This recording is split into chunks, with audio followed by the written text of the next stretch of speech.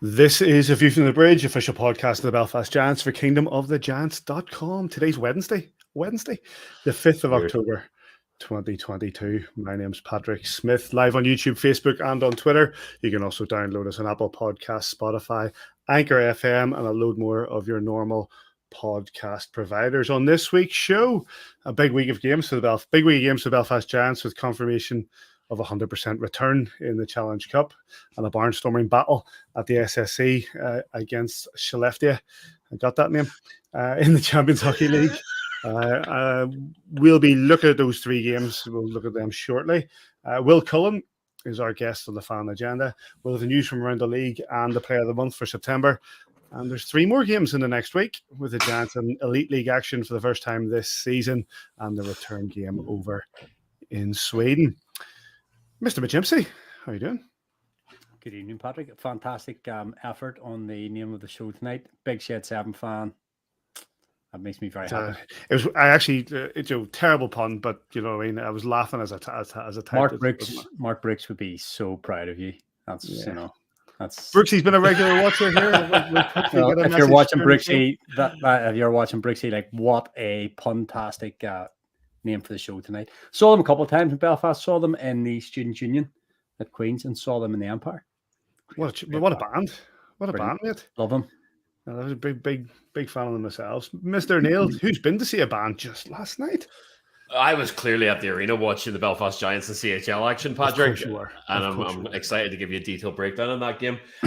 Shed 7, I think, crossed they bridged the gap between you Gen Xers and me as an elder millennial. So I think they're just very slightly before my time.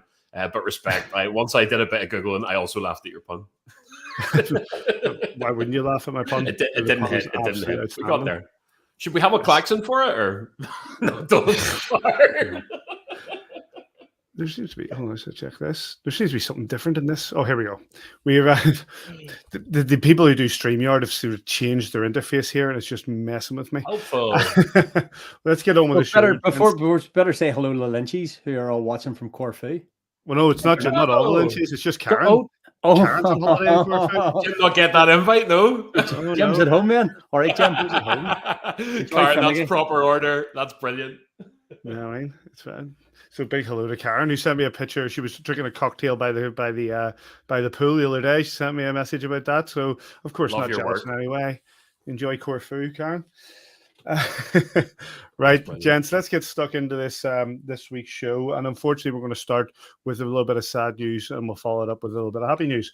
But unfortunately, we spoke about it last week, and there've been two fans who have passed away in the last week. We spoke about Sharon Miskelly last week, and also Jimmy Wills, who passed away at the grand old age of 103. Davey, we say this all the time for these guys, forever in the rafters. There's happiness and there's sadness, obviously, in this.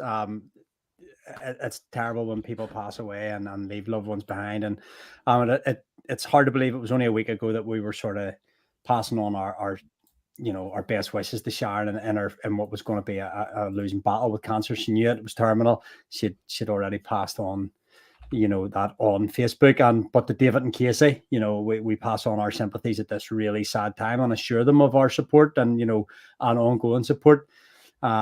And as you say, always in the rafters, these people don't get forgotten, and we always raise a glass at the end of each season when we meet up the absent friends. And Jimmy Willis, 103, lived in the same nursing home as my wee granny and used to go in. And Jimmy was quite a character in that he was the only one in the nursing home with his own iPad. He had his own Facebook page, and he kept up to date with the world. He didn't get locked away and done lady in there and just let the world forget about him. He let everybody. And that day that I was fortunate to go with Smo to the hospice and then take the trophy around a few nursing homes, we called in that day to see Jimmy. So that's just a few years ago. And that's just always the way you find him in his room, sitting just like that. And I know a few of his family, and they're very sad, obviously. 103. It doesn't make it any easier when your loved one passes away, whether it be, whatever age. But Jimmy led a good old life, and he was quite the character, and they're also in our thoughts this week. Joel, Sharon and the family are well known around Door 18, and like it's sad, when we lose members of the Giants family, basically, fans that we've known for years, and people you may know or you may not know, but you see them around the arena on a week in, week out basis. It's sad when they go. I hate having to do these, boys, and I know inevitably as time passes and the longer we spend around the community that we're privileged to be a part of, unfortunately, it's a fact of life that it's going to happen. And I feel like a bit of a parrot. I say this nearly every single time, but it's something that gives me a great deal of comfort whenever I think of friends that I've lost personally. I think of wee Fee McMahon, who I spent my formative years beside in that arena, and she gave me more than one dressing down. And there's the proof right there. We're sitting in the year 22. It's been quite a few years now since Fee left us, and her name's still in my mind whenever I think of the Belfast Giants. That's the point. As long as there's a Belfast Giants, as long as we have this community, as long as we're talking to each other, sharing stories, sharing laughs, as long as we exist, and as long as that club exists, our club exists, those people, their spirit is alive. You need to look no further than Jim Gillespie, who's obviously a fairly unique example, but their names will remain in our mouths, their stories, their sort of presence, and I hope going right back to losing Sturdy Boone and having the corner named after him, and I know that Mrs. Boone took a lot of comfort in being able to come in and sit with everybody and have the crack and chat and laugh. I hope those families and those people know that as long as that building stands and that we're in it, that they've got somewhere to belong and somewhere that they can go to sort of feel the spirit and feel the energy of people that they've lost. It's very, very sad. It hits me in the chest every single time we have to do this. But we are very, very lucky that we can keep their spirits alive, and it's a privilege, and it's also something that we really need to keep square in our minds and to keep doing. Our thoughts and our prayers go out to the family and friends of both of those. And continuing on this sad theme, last week we also heard of the shocking and sad passing away of Andre Payet. Andre was he was only aged 46 when he went. He was a cup of playoff champion. He two-time playoff champion, I believe. He won the Calder Cup as well in the AHL. And Davey, one of the real characters in the Elite League. It was a real shock. Yeah, I'm not going to pretend that I knew Andre Payet other than we were friendly on Facebook, and we swapped occasional messages. We talked about coming on the podcast. We talked about old times. Andre was a very complicated character who had his own demons in the last number of years. They're well publicized, and he was fighting his way through those. I thought that recently he had maybe turned a little bit of a corner. Unfortunately, things have turned out the way they have, and he's sadly no longer with us. A big character. I was saying earlier, there's the very famous night that caused letters to be sent to the club and everything. Andre Payet fought more times against the Belfast Giant than any other away player. It's by quite a distance. That night he had obviously, I think it was 2 or 3 with Ruston that night, and then a few the next night against Bobby Robbins, etc. Bobby Robbins, he dislocated Bobby Robbins' shoulder that night. Well, I think Bobby dislocated himself falling. I'll not give him too many. Can't give away players' plaudits. My one story on Andre Payet that I've told a number of times in the podcast is he had Mark Morrison in the train tracks on the blue line, Mo coming up the ice, and he gave him a free pass. He could have killed him. He could have buried him, and the play came to an end, and he skated around and he tapped Mo on the shin pads and sort of let him know, I could have killed you there, kid. Keep your head up. And so there's a little bit of the code in him at times. Obviously, it is his son Oliver, the rest of the family. Again, we say sympathies. We could get down and mourn passing, which we should, but we should celebrate legacy as well. And he's left a lifetime of laughs and a lifetime of highlights on YouTube. And go out there and take the time now when his name's in your mind. People only die, to say, when people stop talking about them. So remember to talk about these people. Go and look at their highlights. And he's left a legacy in the Elite League that'll. I think he still leads the league in penalty minutes. So his name will be on people's lips for many, many years to come. And thoughts with the family. And I don't say that insincerely. I mean that, and I hope that they find comfort in the good memories that he's left behind. I share those. Obviously I have my connections to the Newcastle Vipers or the Moblix Vipers, and the days that I spent working with those guys. And of course, Andre Payet was a big part of that team, a big part of that organization. Paisley was just somebody who was so charismatic off the ice and just a real character on it. Just look at that video where he's got, yes, the Vipers are losing both these games, but there's a real battle, especially at this time. You see here where he's right in the face of Steve Thornton. It was soon after that. Steve Thornton, after I think there was an incident between Thornton and Payet where there was a high stitch cracking down on the helmet, and he was just such a character. I hated him. That's a compliment. That's a compliment. Exactly. Couldn't stand him. He was the sort of player who was you didn't know he was a live wire. You didn't know what was going to come next. You didn't know who he was going to go after. He had that sort of element to his game that was just remarkable, and what we don't have now in the elite league, where again there's him against Rushton and him against he was what do you call it, Jeremy Cornish and the team when the Vipers were just a real tough team, and his passing is a shock. I was personally really taken aback and sent a few messages around to people I know who knew him well, and it's so sad that this has happened and the way that it's happened. And obviously there are reasons behind it. We know he had his demons. We know he had his troubles, and it's so sad that he is gone. But like you say, Davey, it's a time when it's a player who will never be forgotten in the elite league. He won a treble with the Coventry Blaze, went on to the Vipers and did what he did there, and still remained in the Northeast as part of the Whitley Bay Warriors, and then and also held that Calder Cup. And I thought it was so sad to lose a player of his caliber, of his legendary status within the elite league, and our thoughts, and personally my own thoughts and prayers, go out to Oliver and to all of the Payet's family. Joel? Yeah, not a great deal to add, boys. Obviously, this is from your era, and it was a little bit before mine, but I know the name Andre Payet. I've seen these videos before. I've heard these stories before. I was also aware of the man's struggles, later in life, towards the end of his hockey career and then retirement. There's a much wider conversation to be had by people much more intelligent than me around the seemingly endemic link between athletes who finish playing a contact sport and both addiction and CTE, brain injury, mental health issues. I'm not saying specifically that any of these are a direct cause of what happened with Andre, but there are, again, people more intelligent than me and closer linked to it than me saying these things. And as much as I sit here and smile at these old-time hockey stories and whatever else, and it's happening yet again in the NFL at the minute. It's been brought to the surface again. Horrendous videos of from the Miami Dolphins, back-to-back concussions within kind of 4 days of each other. So there's a part of me that's glad that the sport has evolved somewhat, that it is less centered on that kind of impact and those kinds of collisions. Again, not going to get into it. Sorry. This is as I say, much bigger discussion to be had by people much more intelligent than me. But there needs to be a duty of care to these people after their playing career. There needs to be some sort of thing in place in the minors that you would have. It even happens in the NHL. You need to look no further than guys like the Nick Rippon and the list of players that we've lost there. Adam Keefe knows all too well.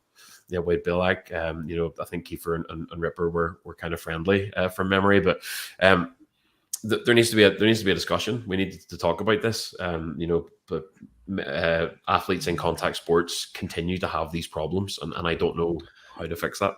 There was an article this morning on Good Morning Ulster about this injury and concussion injury in rugby, and an old family friend of ours, Stuart Porter, who's a coach in rugby and back home in Belfast, and he was talking about his own experience playing for. He was the first non-Ulster player to play for Ulster, and he's from Scotland. But he was talking about his own career, but also he sadly lost his son 16 years ago, and he's not sure, and he can't connect whether that was connected to his son playing rugby and whether it had an effect on the way he is. And it's such a I encourage people to watch the movie Concussion or read the book and to see all about this.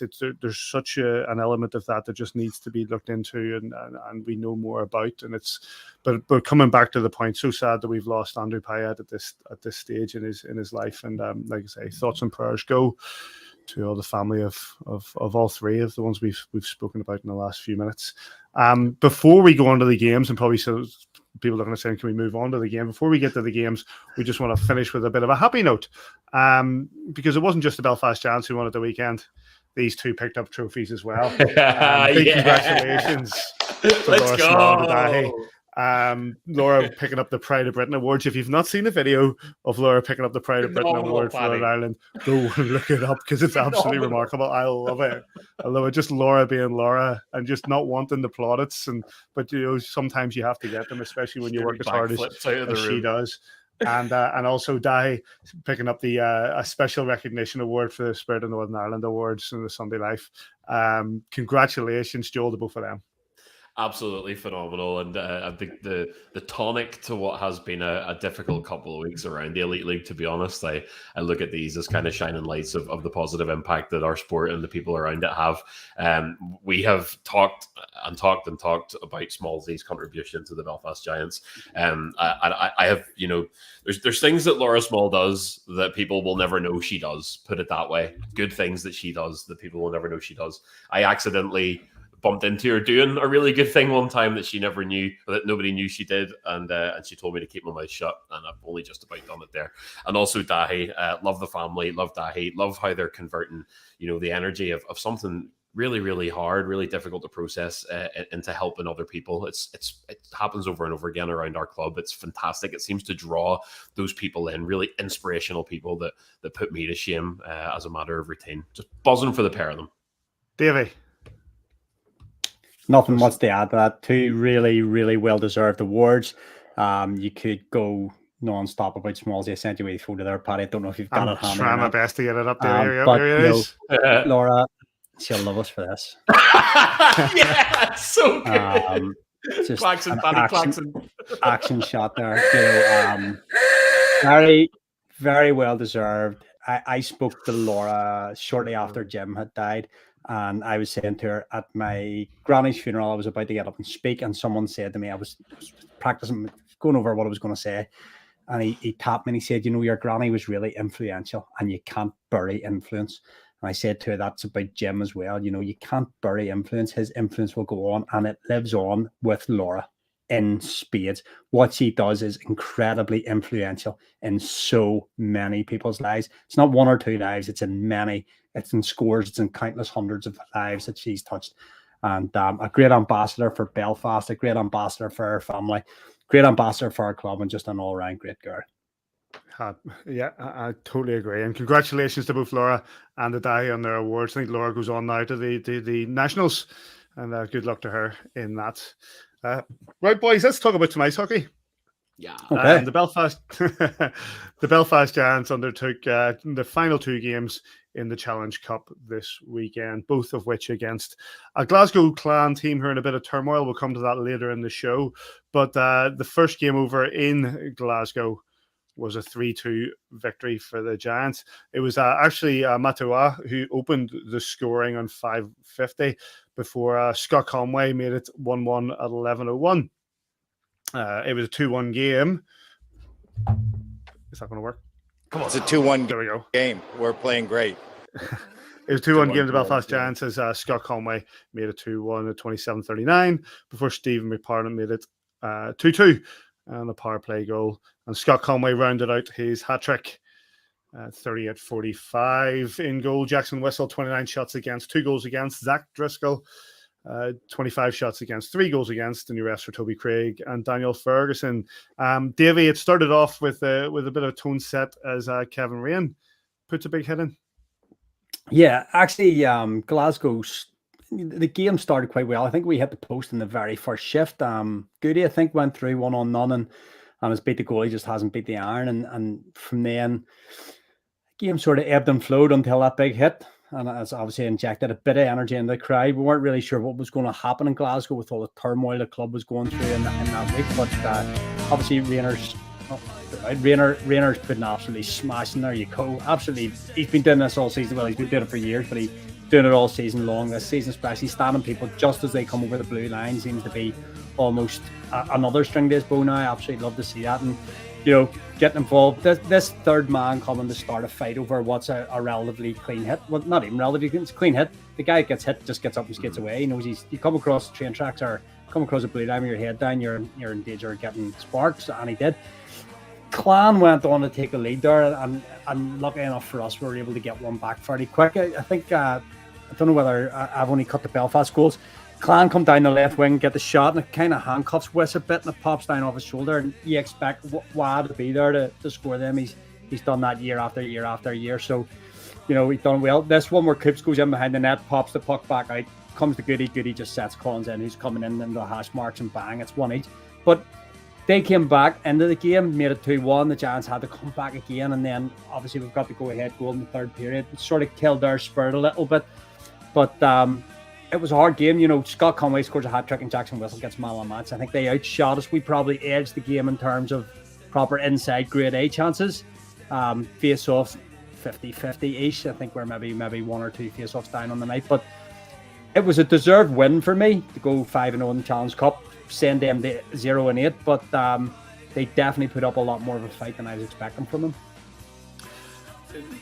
Joel, you know, Con's getting that, as Davey said, Con's got that hat trick. You know, Wiss gets the man of the match. The Giants, maybe I was a bit surprised at how much that the Clan put into the game and how much they were well in the game.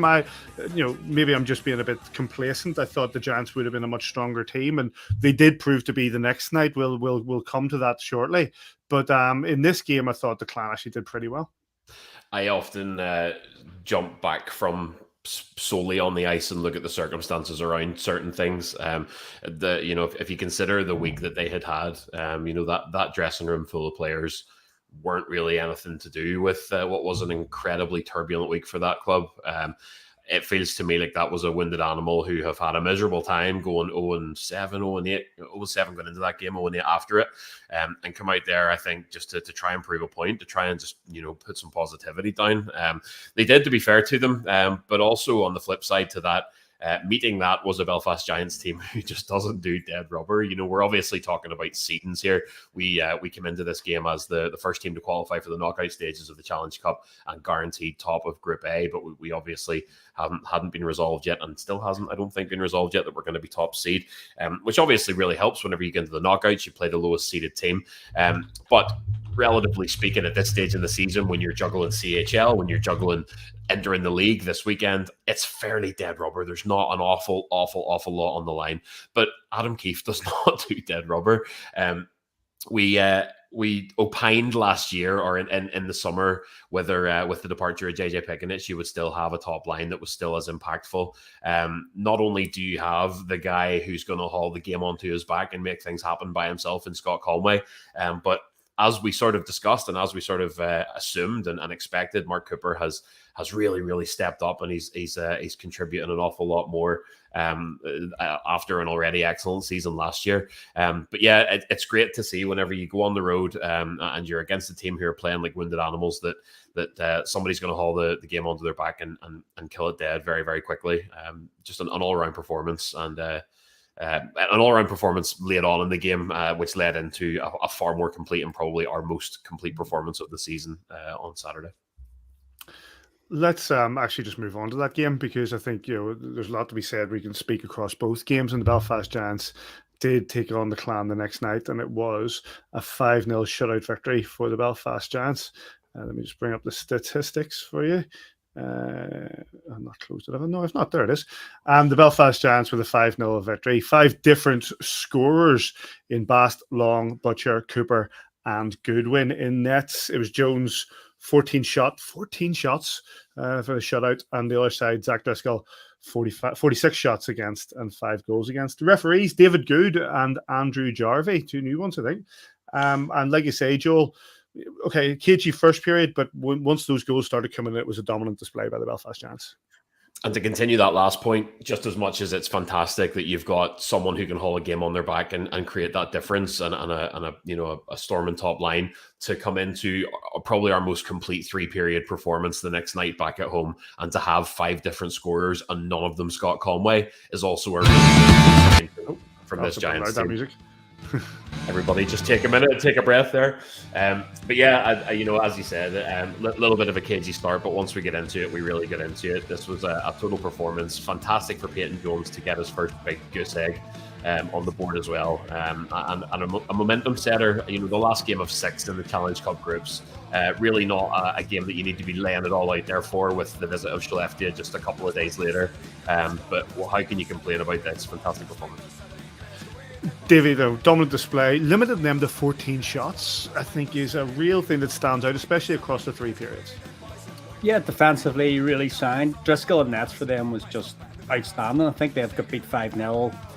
Could have been 10-0 or more, and Driscoll would still have been man of the match. I thought he was absolutely outstanding. That first period, like, we really carried the play, and had we been 2-3 up, maybe more at the end of the first period, I don't think anybody would have really complained, but we stuck to it. I thought once we got the first goal of the game, it was game over. Their body language definitely changed. They were chasing the puck a lot more. We kept them fairly well the outside all weekend. Their shots were, you know, they just didn't put as much pressure on us on Saturday night as they did on Friday at home, and obviously the tiredness of chasing the puck so much. We kept possession really well, I thought, across the game. Loved Gabe Bass' celebration for the first goal, by the way. I have to throw that in there. But we just kept going. And what Joel's saying there about, you know, 5 goal scorers and one of them not being Scott Conway. Scott Conway cut a very frustrated figure in that third period. He wants a goal every shift, let alone every game. This guy thinks, and I love that, this guy thinks he's going to score every single time he's on the ice, and that's a brilliant mindset that he's got. And down that last period, like, his line mates were trying to find him to get him that goal. He was desperate to score, and I love that.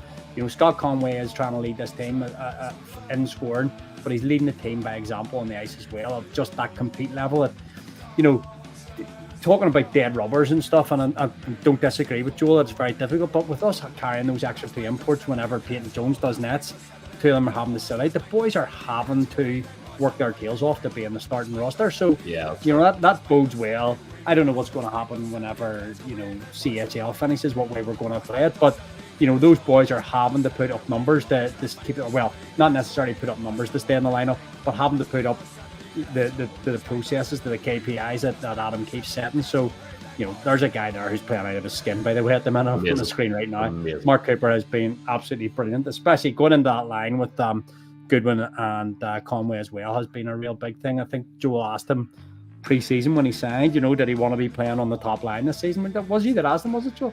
Yeah, we had that, yeah. And he said he absolutely did. You know, he could see him playing there instead of Pick, and, you know, every time he gets an opportunity in around the net, he's backing that butt in the blue paint, or he's causing turnovers behind the net, and he creates goals for Scott Conway. So, outstanding.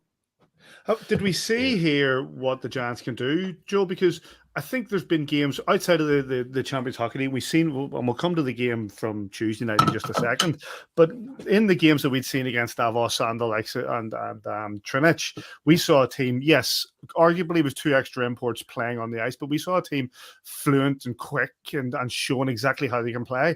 There have been games in this Challenge Cup where we haven't seen that, and maybe we've seen a team playing beneath themselves.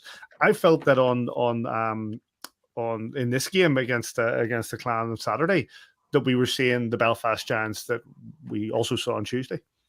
Very hard to tell until we get, I think, with no disrespect to those Clan players, you know, they've had an absolutely miserable start to the year, and that's even before the sort of off-ice turbulence of this week. You know, that was a team coming in, I think, 0-8 then on their season, and the Giants just put them to the sword. It certainly shows cohesion. It shows a gelling of those teammates. Go back to that point that we talked about, David Goodwin in the Belltel, talking about just, you know, shuffling of lines, imports sitting on a rotational basis. It takes a little bit longer maybe to just find your groove with other guys and find where they are on the ice. I think we're starting to see that gel, but the real test, with no disrespect again, really comes whenever we're facing your likes of Sheffield. The Coventry Blaze have had a really hot start. Let's see what happens if the Cardiff Devils hit their stride. It's still very early to tell, but the signs are certainly good. I know I was one that was delighted to see a signed 6 import D, and especially in the CHL. I think that was really crucial. But I think Gary and Mark Garside and Jeff Baum going back together on Saturday night was a big thing.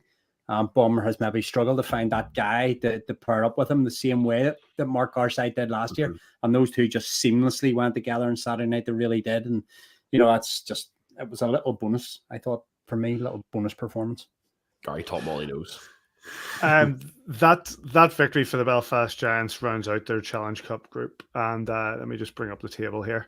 The standings in the Challenge Cup. They were the first team to qualify for the Challenge Cup knockout points and knockout stages. The Dundee Stars have joined them in that with Fife in third, and Glasgow rounding up with no wins. Davey, I think you can't ask for any more of that. 6 games, 6 wins, and 100% record. We were the top seeds last season that allowed us to host the final and come March, and this holds us in good stead for that. I think the only team that could possibly do it now is Guildford, who obviously play fewer games than we do. So I don't know how that stands, but from a Belfast Giants perspective, what was it? Adam Keefe said the goals remain the same. The goals remain the same. Let's go. Yeah, look, I don't know what way the qualification works. It's very, very complicated, isn't it? Do they not play each other 3 times then, just to make it 6 games, like twice home, once away, or whatever? No, they just play. Sometimes I'll If Cardiff levels, it's the elite league, mate. You know what I mean? You know as well as I do. Do we still have confidence? I have no idea. If Cardiff have played 5, then they must be playing 6, which means they'll play the same amount of games that we have played in our league. No, good point. So they must play each other 3 home, 3 away, or whatever. Let's see. People are now watching this in real time. Let's see the Elite League. Yeah, go to the game center, Paddy. I'm just on the website now. Competitions and formats. Challenge Cup. Let's learn together. There you go. 2 home, 2 away. 2 home, 2 away. 1 home, 1 away. So they must play 6. So they play more than we do. Just a mad honestly, an absolutely mad tournament. No, sorry, 1 home, no 1 idea. 2 home. So they do play 6. I don't know. Listen, let's take that out. Anyway, Giants are top of their group. Giants, it would take a real performance from the Guildford Flames to match where we are. They need to win out in regulation, the rest of their games to qualify. Who are the rest of their games against? I've just had Paddy. If you'd like to hit the Coventry and Cardiff. I've just had a text from Adam McKendry. Statement from Adam McKendry. Quick statement there from the Belfast Telegraph saying that other groups play 8 games, 4 home, 4 away. So he just got to the website quicker than you, mate. Don't worry about it. Thanks, Kendo. It's just a Challenge Cup. So Guildford are, and it's November. It's November before that's even decided. So we'll come back in 6. So Guildford still have to play home to Cardiff, away to the Blaze, home to Cardiff again, and that's it. That rounds off there. So if they drop a single point, then the Belfast Giants are, I assume, first seed, top seed. Anyway, we'll find out after. Just before Christmas. The highlights from Friday's game are from Clan TV. The highlights from last night's game.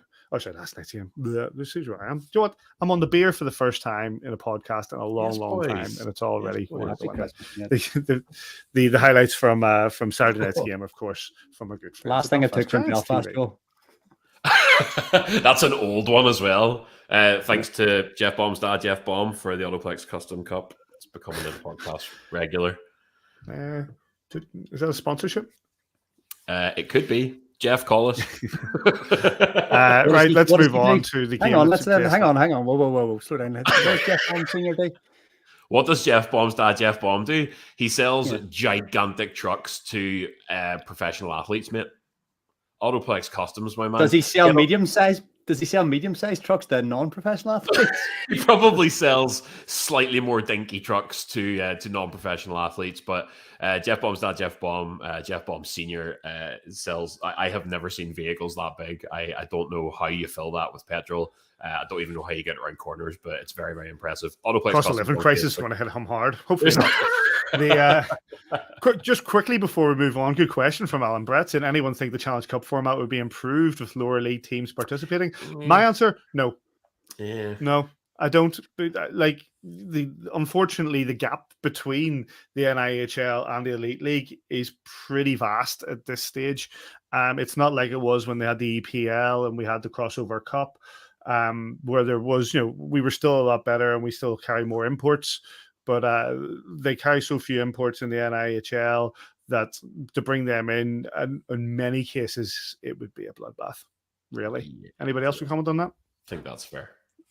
I just don't know why we just don't play one home, one away against all the other teams in the top 4 go in the semi-finals. Far too simple. As the first like 4 weekends of the season, or was it whatever? Everyone has it as their sort of pre-season build up to the Elite League start. We're now at a point where there's teams in the league have played 7 or 8 games more than us. Yep, and we're still in the playoff spot, which is pretty impressive. The discrepancy between there's 2 teams below us in the league right now. We haven't played yet, but even in the Challenge Cup, the discrepancy between games played goes from 2 all the way through to us with 6. It's mad. And we're finished, really. And we're done. Yeah, and there's others with 2 games played. Challenge Cup should finish before Christmas, in my opinion. It should be all done and dusted before Christmas comes. But so be it. Right, let's move on to last night. Sorry, no, there's somebody else. Somebody help me out with his name there. Aidan Highland. Yeah, Aidan. Why don't they just draw 2 teams of 5? Too simple.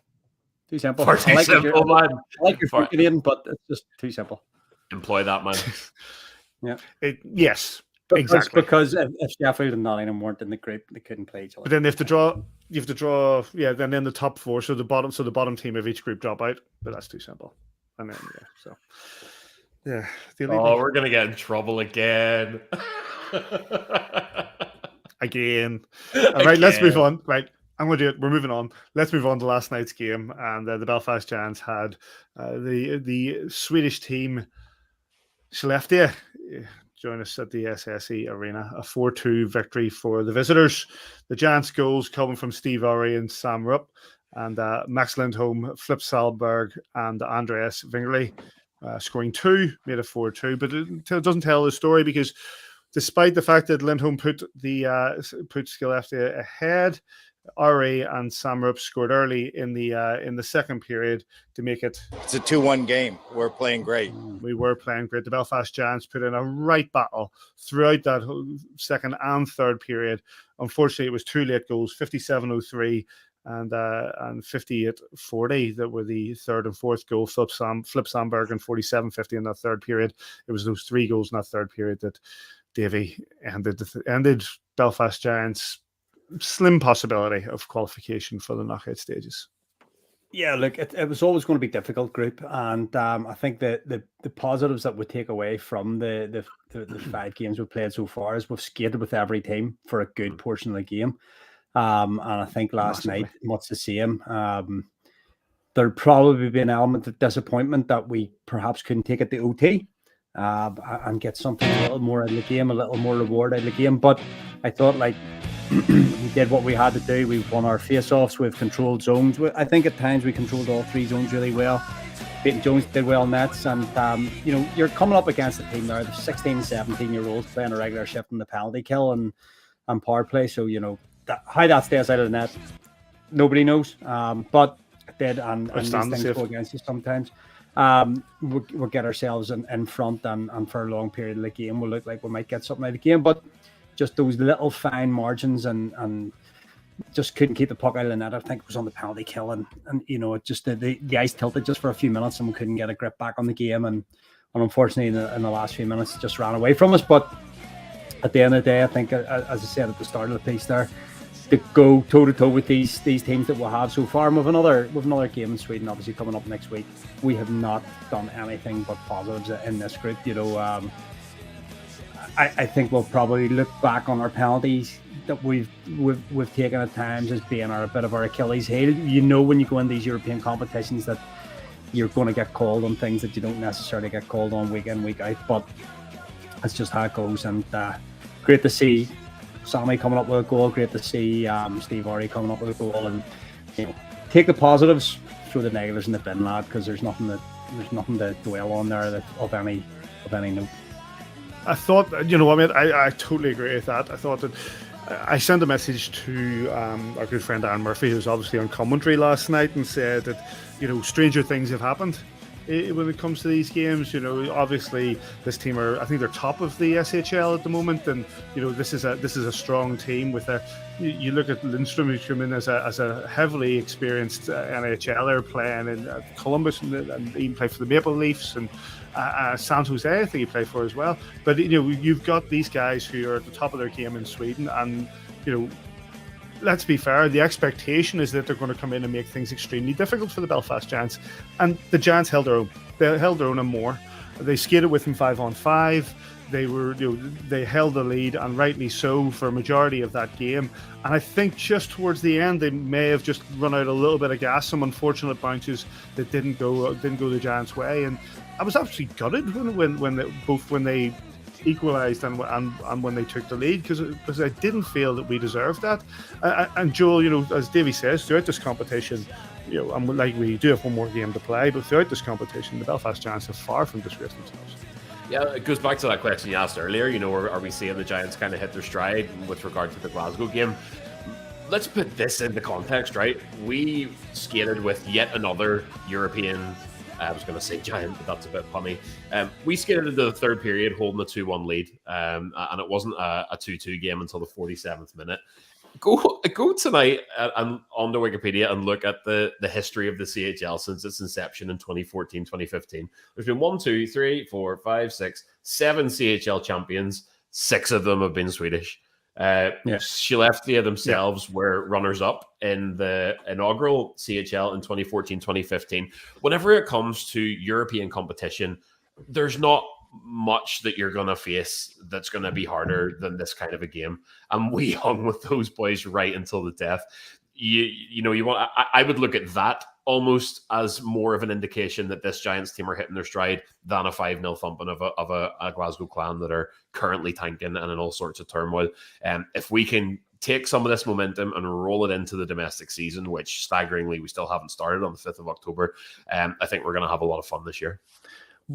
We have Will Cullen waiting in the wings. I'm going to bring him in just a second. Before I do, Davey, are we seeing now with the Belfast Giants? I asked this question earlier on, but especially with what happened last night, are we seeing what this Belfast Giants team can do?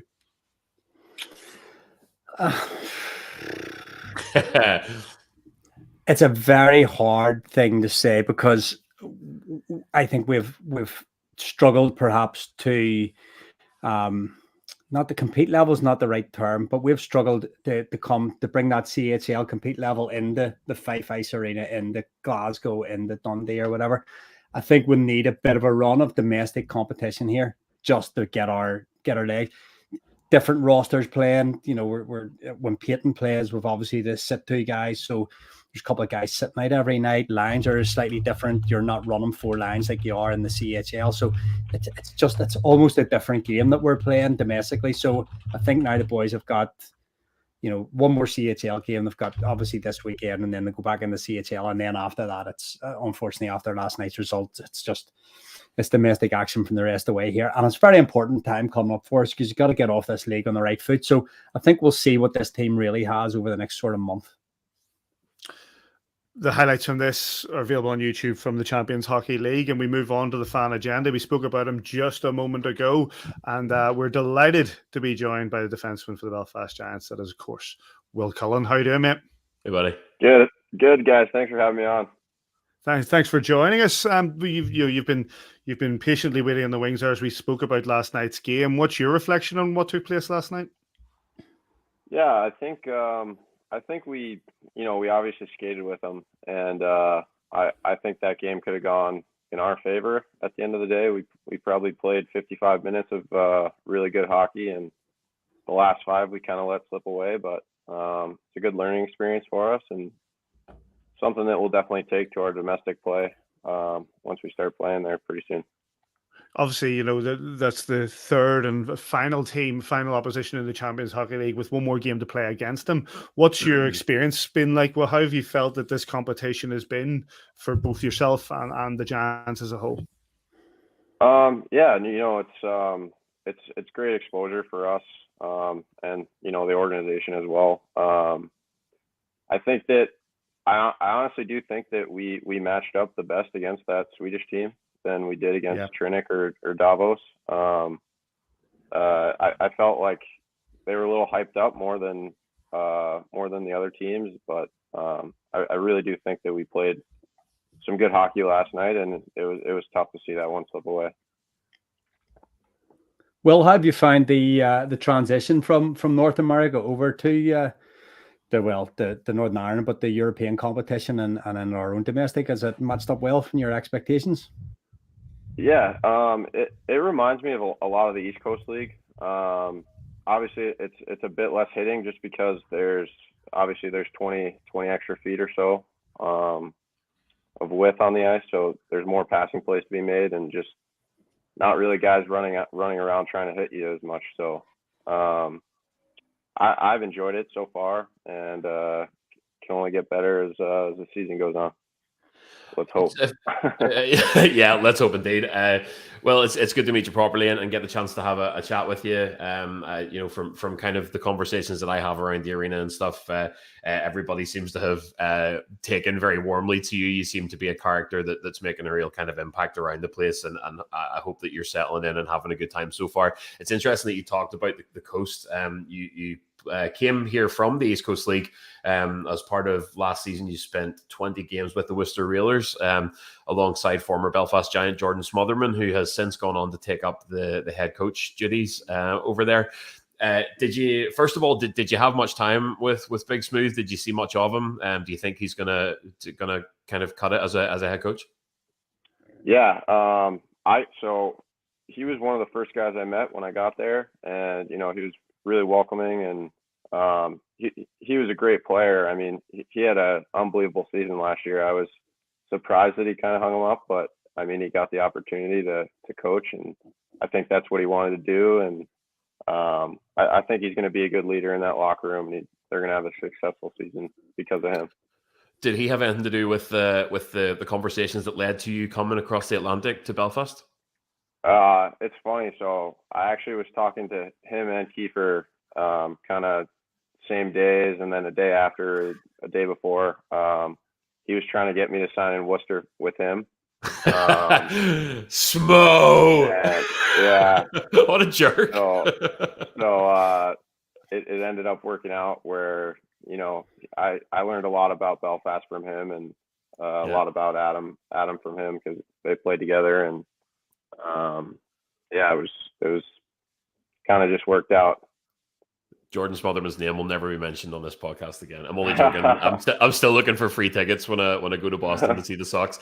Last one for me, Paddy, and I'll shut up. Sorry, that the East Coast conversation always fascinates me. Just that league, it's so expansive. It's gigantic in terms of even the number of players that come through the door. If you look at that roster from the 20 games that you spent there, there's over 60 names that have put on the jersey and played at least a game in Worcester last season.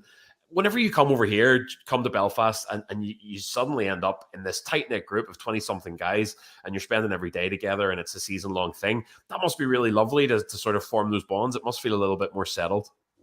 Yeah, definitely. I mean, last year, I played for 4 different teams, and you're in one locker room and in another locker room meeting guys every day. So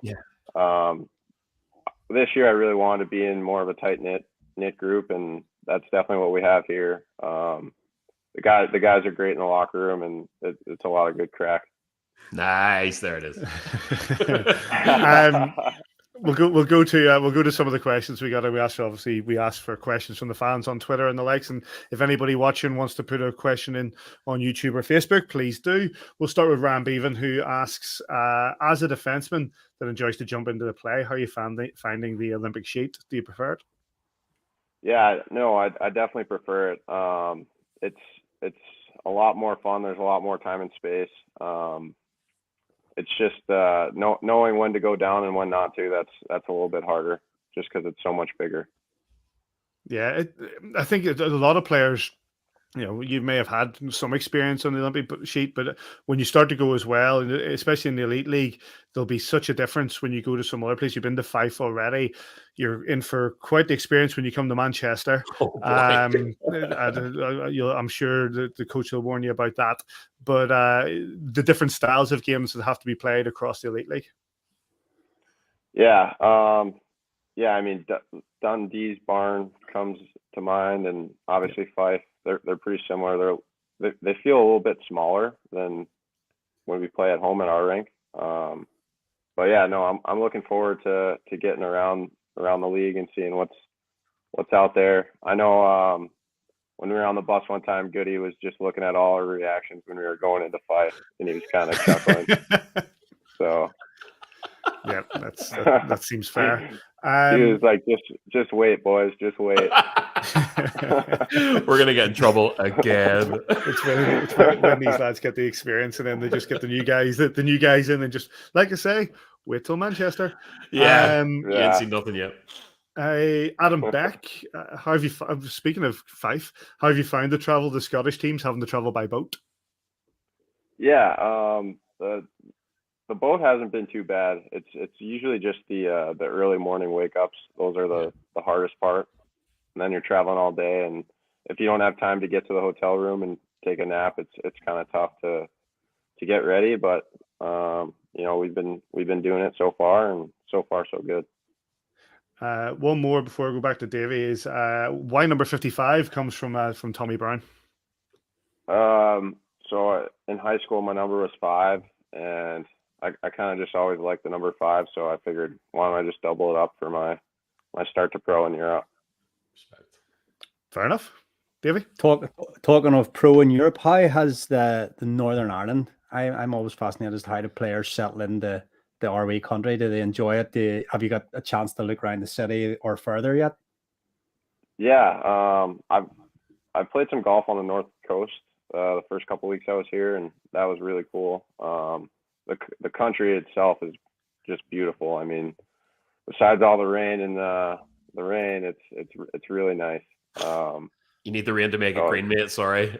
Yeah, exactly. But I've really been enjoying it, and I've been settling in pretty well. And like I said, like the guys are great, and the facilities are unbelievable. So it's been a good adjustment for me so far.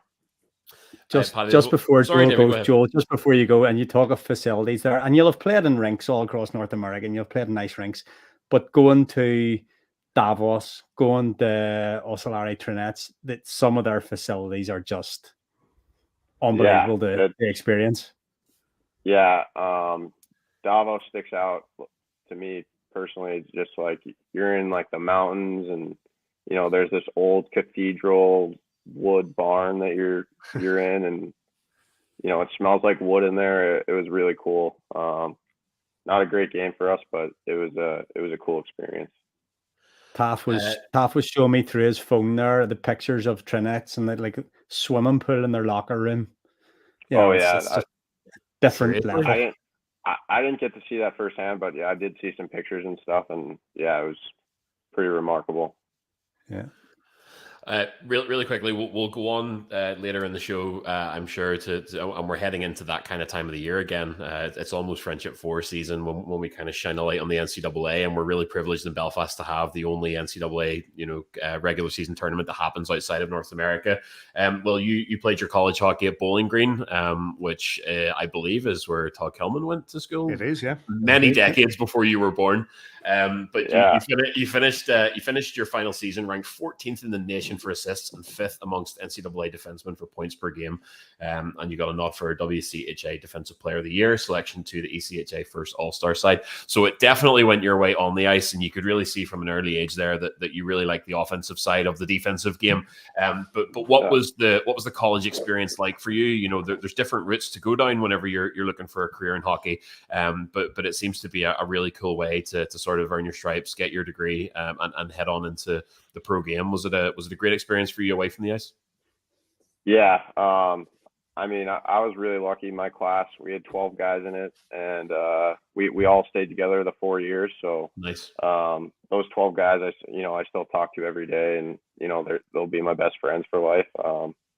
It was just a really cool experience because I know a lot of colleges where guys will go in as freshmen with their class, and there might be 2 to 3 of them left towards the end of it because it's either not working out or it's just not a good fit for them. But yeah, it was cool. Even the guys that it wasn't working out for, they liked it so much that they wanted to stay and be part of it. So it was a really cool experience, and definitely helped shape who I was as a person as well.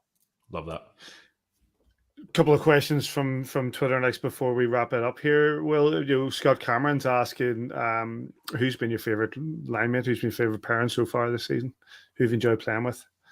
I enjoyed playing with Bomber when I got to play with him, but I've really enjoyed playing with Rainer. Just his defensive abilities are, unbelievable, and being able to play with a guy like that every night, it's a lot of fun and makes my job a lot easier. And the final one comes from Shauna, which is just very simply, what's the most surprising thing about Belfast so far? The most surprising thing, I thought I'd be able to understand people's accents a little bit more than I do, but there's definitely some people that even for example, Andrew Dickinson, always Dicko. When I'm talking to him, sometimes he'll say something, I'm just like kind of nod, I'm just like, yeah. And he's like looking at me like if I'm gonna answer or not. And I'm just like, dude, I don't know what you just said, man. I live about 35, 40 minutes drive from Dicko's hometown, and even I kind of nod when he says stuff. Yeah. There's a lot of accents in a very small place. Yeah. I was like, everybody speaks English. It's going to be easy, but that was probably the most surprising thing. So last question. We're going to go into league action this weekend. We've got obviously away to Dundee, at home to the Guildford Flames, and then next Tuesday a bit of a road trip all the way to Sweden. How's preparation going for that? Yeah, we start practice tomorrow, and we're just going to keep giving her like we've been doing since the start of the year. Our practices have been really good so far, and they've been getting us ready for the weekend. So we just got to come in with the mindset of we got to go to work every day and do our job on the weekend, and hopefully good things will happen from there. Fantastic. Well, listen, mate, we really appreciate your time. Thanks for coming to join us. Yeah, it was nice to meet you guys. Thanks for having me on. Great to have you on, mate. Maybe we'll chat to you again later on in the season. Yeah, sounds good. Thank you, guys. Enjoy the rest of your night. Thanks, Will. Will. Yeah. I nearly forgot something there. There's one more thing. Okay. One more thing before you go. I'm just going to bring it up here. If I can find where I put it. We don't even know what this is, to be fair. No, Player of the month for September. The nominations came in. Yes. And your nominees are Scott Conway, number 55, Will Cullen, number 67, David Joubert, and number 89, Kieran Long. The voting has opened on twitter.com/AVFTB. You've got until Saturday night to cast your vote between one of those four, who's going to be the first recipient of the View from the Bridge Player of the Month award, sponsored by Phonacab. What we normally do when we have one of the nominees on is we come to you last, Will. Davey, who's your choice? Why do I always get to go first? Look, I'm going to vote for Longer this month. I think a guy who's always trying to prove himself, always trying to get himself up the line, always trying to break into that top six. And at times in this first month of the season, he's broken into the top six.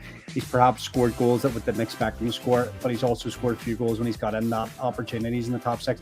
Obviously, Collins has come up with hat tricks. Good work in the back end from Will Cullen and David Joubert coming up with a couple of crucial goals as well. But I'll go for Longer this month.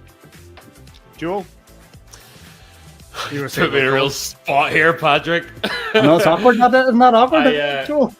I'm obviously, whether he was sitting beside me in a little box right now, staring into my soul or not, I'm obviously going to encourage half of you to vote for Will Cullen and the other half to vote for Kieran Long.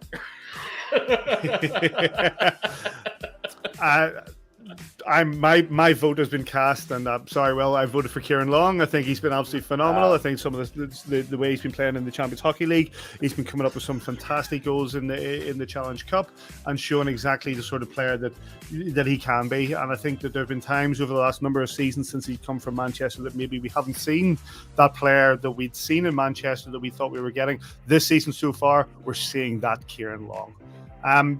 Will, who's your vote going for? I'm gonna go with Kieran Long too. Holdfast barbershop. He gave me a haircut today. Nice. So, yeah, Kieran Sick Long. fades, bro. Sick fades, bro. Kieran Long. Absolutely fantastic. Well, listen, Will, thank you for that. You can cast your vote on twitter.com/AVFTB all the way until Saturday. Thanks to Funacab for sponsoring the award as always. Choose your name to go on that trophy as the first winner of the View from the Bridge Player of the Month award for this season. Will Cullen, thank you very much again for your time, and we'll catch you again. Thank you, guys. Thanks, Will. Thank you. Big thanks to Will Cullen for his time. Sort of Paddy, you made Cullen sit there while we all talked about Kieran Long. I hated that. We did. Yeah, that's what happens. Because I usually go for the player it's on, don't I? But by the end of this season, Will Cullen will have a Player of the Month award. Absolutely love that guy. Love having him as a Giant, and I actually mean it. Like, there's a lot of conversations between kind of staff, between whoever else. Everybody talks about the positive impact he's making just away from the ice, just the personality and the character. And I love the way we recruit. We don't only recruit good hockey players; we recruit good people, and it's showing this year. I think it really is, and one of the things, especially comes to my mind in the few games at the start of the season that we've seen him play, is the play that he made jumping in as a defenseman and stick handling round. Was it the Dundee Stars just stick on his way through them before feeding? Was Gilbert in front of the goal? It was absolutely stunning. The guy knows how to handle the puck, knows how to be that defenseman jumping into the play, and more of that to come, no doubt, as the season goes on. Big thanks to Will Cullen for joining us, and thanks to everybody for sending in their questions as part of the fan agenda, brought to you by our friends at Belfast Giants TV. Jolie, it's been a bit of a busy week for news. I sat down to write this evening at about 7 o'clock, and I ended up absolutely scrambling to get ready. I just didn't even know where to start to cover the week that has been in the Elite League. Let's start though with your scores and your action around the league as Davey sits back, kicks the legs up, and chills himself. I can't believe you just don't make this up on the spot. But go ahead. Right, go ahead. What were all the scores this past week? If you want to know what happened this week, check out eihl.co.uk. There you go. We'll see you here next time. This past week in the Prairie Sports Elite League, David McGempsey's favourite segment, the Coventry Blaze took down the Cardiff Devils 5-3 at the Sky Dome on Thursday, but bounced back in the return fixture on Saturday in Wales, winning 3-2, while the Sheffield Steelers got revenge on Nottingham's big win last week with a close-fought 2-1 win in Yorkshire. Your Belfast Giants became the first team to qualify for the knockouts and have since been joined by fellow Group A team, the Dundee Stars, with one fixture between Glasgow and Fife remaining. Things aren't so clear in Groups B and C as we've looked at, with the number of games played varying between 2 and 5, but it's worth noting the Cardiff Devils sit bottom of Group B with 4 losses and just 1 win. You really hate to see that. In league action, last Friday, the Panthers downed the Stars 6-2 at home to open the week. The Stars then returned home to face the Storm on Saturday, salvaging a point from a 5-4 overtime loss, and the Guildford Flames travelled to Kirkcaldy to take 2 points from the Old Barn, beating the Fife Flyers 5-3. On Sunday, then, the Blaze lost 3-2 at home to the Sheffield Steelers. The Devils got things back on track with a 3-0 win in Altrincham, and the Flames took all 4 from Fife with a 5-3 win at the Spectrum. Here we go. Okay, so quickly, let's obviously, I don't think there's anybody in the league that's not going to be across the situation that has evolved out of Glasgow over the past week. But the latest on that is that the Glasgow Clan will appoint a new GM after the suspension of CEO Gareth Chalmers and head coach Malcolm Cameron last week, as the fallout from the signing of Lassie Isaverta continues. Club chairman Neil Black said, "I have now concluded my internal investigation into the events which led to the suspension of both Malcolm and Gareth on Thursday, the 29th of September. Malcolm Cameron will return to his role as head coach, reporting to a newly appointed Clan GM whose role and appointment replaces that of the current Clan chief executive. We hope to be able to confirm the Clan GM appointment in the upcoming weeks. In the meantime, the head coach will now report directly to the Clan chairman until the Clan GM appointment is confirmed. The club sincerely apologizes to anyone upset by recent events." Listen. I don't think it helps our stupid voices on top of this. I don't think we need to probably drag it out. But this was a terrible, terrible move from the get-go. I'm genuinely staggered it got as far as it got. And the handling of the situation since has left Clan fans, hockey fans, and just decent people extremely angry. And rightly so, boys, since the news broke last week. It's also not clear from that statement if Gareth Chalmers stays with the organisation or is out, or it didn't really tie much up for me. There's nothing much we can add, mate. It was a badly handled event that sort of shocked a lot of people right across the league, never mind just the Clan fans who made their own feelings very, very clear, and rightly so. We don't know the workings behind the scenes. We don't know how they got to this point. It's baffling that you reach a point where this can happen. I've known Gareth many, many years, and I know how hard he works for that organization. Mm-hmm. A mistake has been made here, and people will suffer consequences of that. And that's just the way the organization will run. Badly handled by all, and hopefully it can be just dealt with, and the Clan can move on from it. A week of news that the league really didn't need. Not at all. Fair play and respect to those who spoke out and those who made their feelings heard. It's a shame that it had to go that far, but there was a lot of sensible heads and a lot of quite justifiably angry heads on social media this week. Mm-hmm. But hopefully soon we'll be able to just talk about ice hockey and not this kind of thing. Anyway, speaking of. They may be calling them league-wide. Suddenly, they may be calling them messages, Patrick. But I think I've seen this. I saw the Cardiff Devils trying to get away with that last week. Suddenly, they're messages, but we all know what they are. It's time for statement update, Paddy. EIHL board member, Cardiff Devil. Please don't start it again, please, because Davey stares into your soul. It's this guy's. Get that klaxon going. I heard that in my sleep last week. The statement / member message. Cardiff Devils GM, former Bracknell B and friend of the show, Tim Coleman, appeared in a video addressing last season's playoff finals weekend, saying, quote, "Last season, we increased ticket prices and you guys called us out on a mistake we made." Hit the klaxon there. The league admitted they made a mistake. I'm talking on behalf of the whole board when I say that we hold our hands up and we screwed up. We got it wrong. We overpriced it and you guys voted with your feet. We had lower numbers than expected. He then goes on to say that this year we'll see the return of concession tickets as well as early bird price discount and family tickets before apologizing on behalf of the league and the board. Todd is, still friends with all of us. I really like seeing Todd during the season. One thing that I've always liked about his style, whether he was Giants GM, even in Cardiff, even in his role with the league, is that they front up whenever they need to front up. Todd has always had a really clear, concise way of communicating with people. I actually really like this. I like the way that they addressed it and handled it. I didn't like that the tickets were jacked up last year, and I think they've had no choice but to pull them down because nobody went. But I do like the way in which they've sort of addressed it. Didn't try to muddy the waters or play small p politics, whatever. I don't know if he's anything to add about playoffs. You happy enough? No, I think the lessons seem to have been learned from my point of view, and hopefully that they can be resolved and we can have a better crowd at playoffs, because playoff weekend is obviously unique the way that we run it in the hockey world, really, and it's something that is it's the blue ribbon event at times. Obviously, the trophy maybe is not as prestigious. It isn't as prestigious as the league trophy, but the weekend as an experience is about the fans. And we said this last year, that it's not the whole weekend and playoff weekend as it is not about the games. It's not about what happens on the ice. It's more about the fans. It's more about the experience of the fans and the ability of the fans to get together at the end of the season, have one big party. And that's, I think that was lost last year, and hopefully we get that back. Before Davey has a fight with you, we're going to go on, Davey. You don't agree with that? Do I agree with that?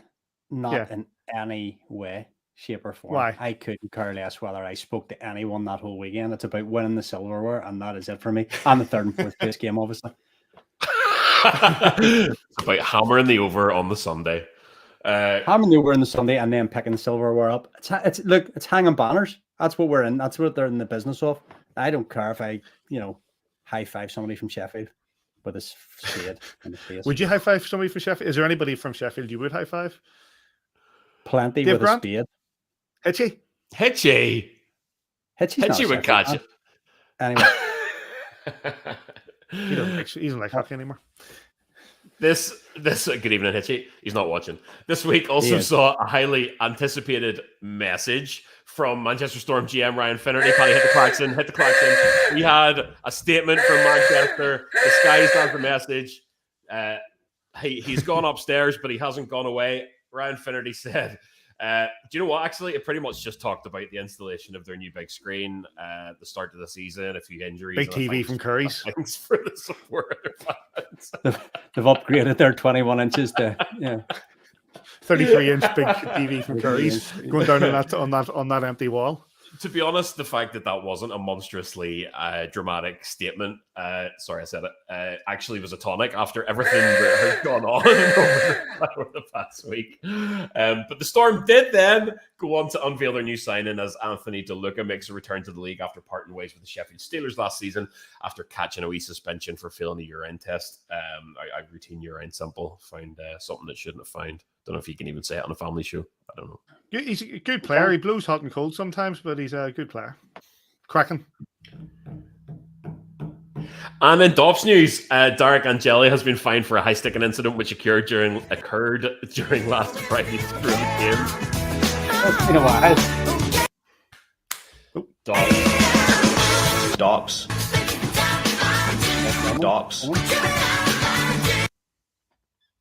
Is that Seth Bennett? Stop it. There we go. Is it what, Joel? Is that Seth Bennett or is it Todd Kelman or who's that voice? It's Todd Kelman. Is it Killer? Todd Kelman. Seth Bennett does the acoustic. The acoustic. We do have an acoustic one somewhere. You can close the Dobbs segment with the acoustic one. Derek Angeli has been fined for a high-sticking incident which occurred during last Friday's road game in Glasgow. Dobbs notes that the incident will be recorded for the remainder of the season, so it could go against him being a repeat offender. Trevor Cox received a one-game suspension for a spearing incident with Nathaniel Albert last Saturday as his Cardiff Devils hosted the Coventry Blaze. That suspension was already served as the Devils travelled to Guildford last Sunday and won 3-0. And this is the Trevor Cox spearing incident, I believe. It is the Trevor Cox spearing incident. I think Cox went on to score the winner in this game, didn't he?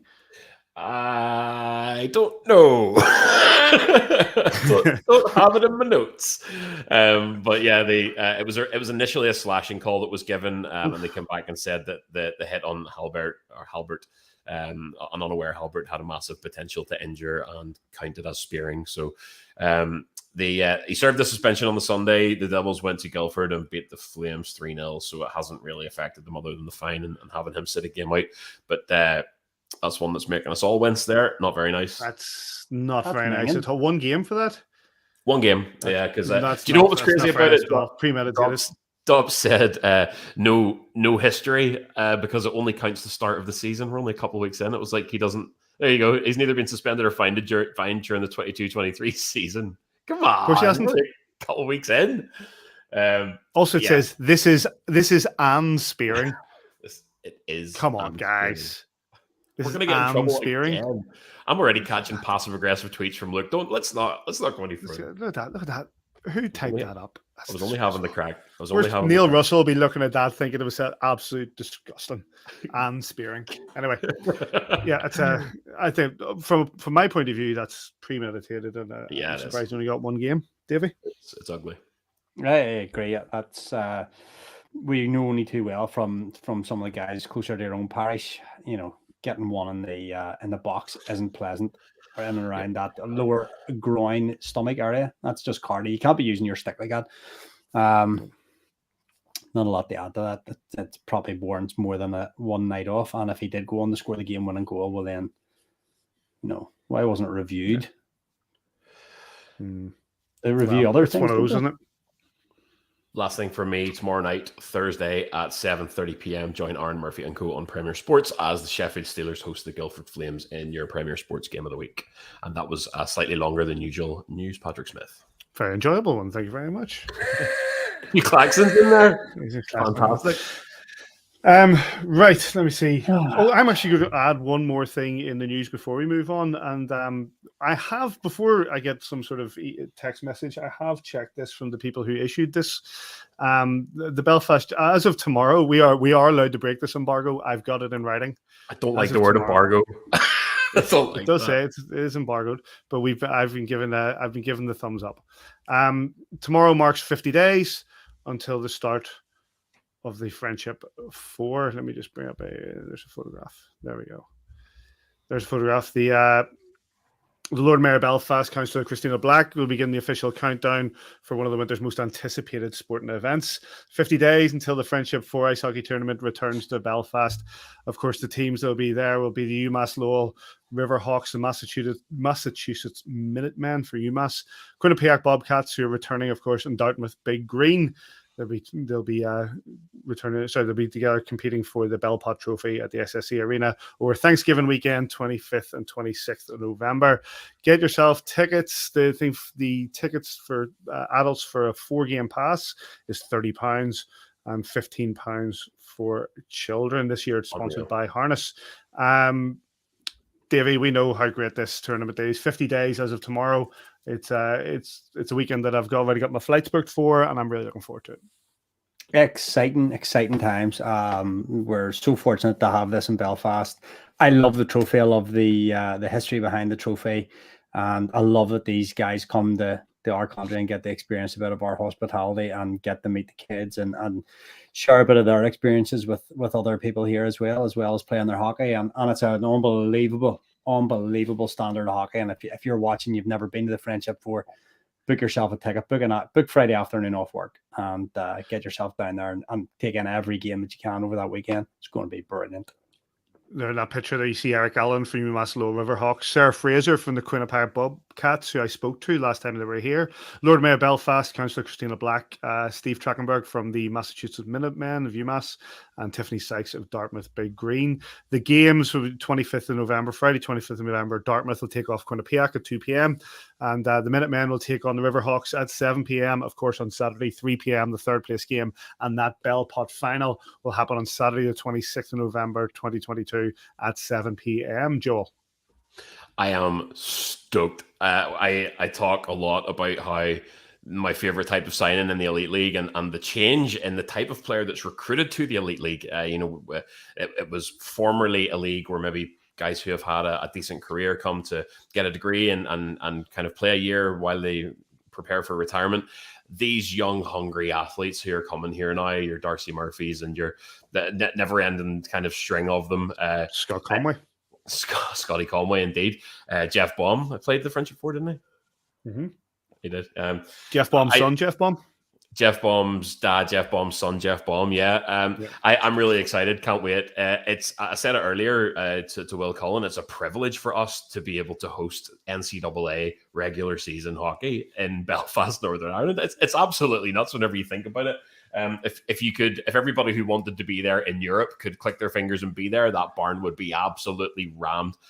Really, really cool thing to be able to do. It's the interventions that happen away from the rink as well. The school visits that not only benefit the school kids themselves, but also the young athletes that come over. They talk for years about how that's kind of shaped them. For a lot of them, because they've grown up as pro athletes, it's maybe the first time they've been overseas, and it's a real formative experience for them. I just think it's absolutely phenomenal, and that everybody involved in keeping it alive post-COVID should get a big pat on the back. Can't wait. Of course, this is the first time this will be competed for since 2019. And before we start to wrap up the show, quiz time, boys. There've been 5 winners of this Friendship 4. No. Who were they? Are you asking? I have them written down. Yes, go first. Who are the 5 winners of Friendship 4? The boys on the left of the picture there won the first one. The boys on the left of the picture here. Let me see. The UMass Riverhawks were the first winners of the Friendship 4 in 2015. Joel, on the your turn. Clarkson won it in 2017, and they brought their band. Davey. You're Googling. Look at him. Look at him there. I Ridiculous. have no idea. I'm not even going to Google. I have no idea. Couldn't tell you. Boston College. I'll give you a clue. They came but didn't win. Sorry? Boston College didn't win came, on the but they didn't Bulldogs. win it. Terriers. No, they came, but they didn't win. Should I just give you them? Suit yourself. We've been on for an hour and 20 minutes, so it's probably best. Time to go to bed, to be honest. 2015 was UMass Lowell. 2016 were Vermont Catamounts. 2017, you mentioned them, were the Clarkson Golden Knights. 2018, Union College. And 2019 were the Northeastern Huskies. They were the last winners. They have Friendship 4, 50 days away. And get your tickets for that. £30 for an adult for a 4-game pass, £15 for a child. And the Belfast Giants returned to action in the Elite League this weekend. Dundee Stars away, Saturday at 7 p.m. at the DIA. If you're not going over, you can get that on Stars TV. And then the Guildford Flames make their first visit to the SSE Arena on Sunday at 4 p.m. And you get that if you're not going down to watch the Belfast Giants start their quest to retain once again the Elite League title. If you're not heading down Sunday at 4 p.m., you can get that on Giants TV with Mr. Kitchen. And then on Tuesday, it's off to Skellefteå in Sweden to face them in our final CHL game of this campaign, Tuesday of next week at 6:05. And you can get that with Aaron on Free Sports. Any other business, boys? Nope. Nothing. We've ran an hour and 20. We have ran an hour and 20. We know you used to do longer than this, boys. Nothing. Nothing for yourselves? Well, in that case, then we'll start to wrap up the show. Big thanks to Will Cullen for his time and joining us. Thanks to everybody who sent in questions from the fan agenda. And yes, the Belfast Giants, as I said, Dundee away on Saturday, 7 p.m. Sunday at 4 p.m. The Guildford Flames at home at the SSE Arena, and Skellefteå away in the CHL on Tuesday at 6:05. Big thanks to everybody for sending in their comments and their questions. You can get us at AVFTB on Twitter, on Facebook. You can get us on kingdomofthegiants.com. I should do a little bit more of the TikTok thing. I haven't. I'll see what I can do.